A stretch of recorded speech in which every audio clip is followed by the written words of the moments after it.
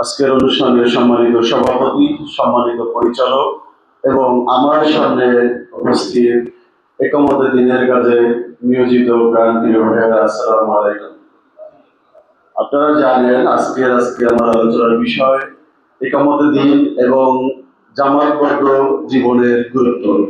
সম্মানিত উপস্থিতি, আপনারা জানেন আমরা বাংলাদেশের নাগরিক হিসাবে ছোটবেলা থেকেই দেখে আসছি একামতে দিন এবং খেদমতে দিন দুইটা বিষয়।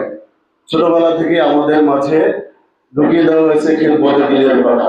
যেখানে এই রাষ্ট্রের সমাজে একামতে দিন প্রতিষ্ঠিত হয়ে সেখানে আমাদেরকে খেদমতে দিনের কথাই বেশি বলা হয়ে থাকে।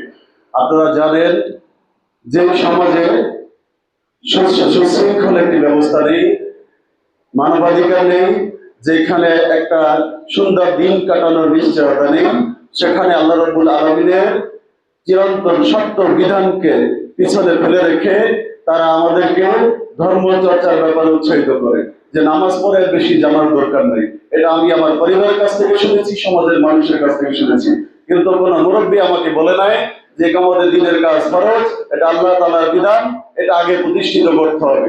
যে সমাজে একামতে দিন প্রতিষ্ঠিত রয়েছে সে সমাজে খেদমতে দিন করা একেবারেই সহজ বিষয়। আর খেদমতে দিন যারা করেছে আমি দেখেছি তাদের কাউকে রক্ত দিতে হয়নি।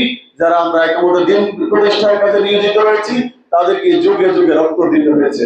সুতরাং আল্লাহ রাব্বুল আলামিনের এই একামতে দিনের কাজে আসুন আমরা সবাই ঐক্যবদ্ধভাবে দিন প্রতিষ্ঠার কাজে ঝাঁপিয়ে পড়ি। ধন্যবাদ সম্মানিত সভাপতি, সম্মানিত পরিচালক।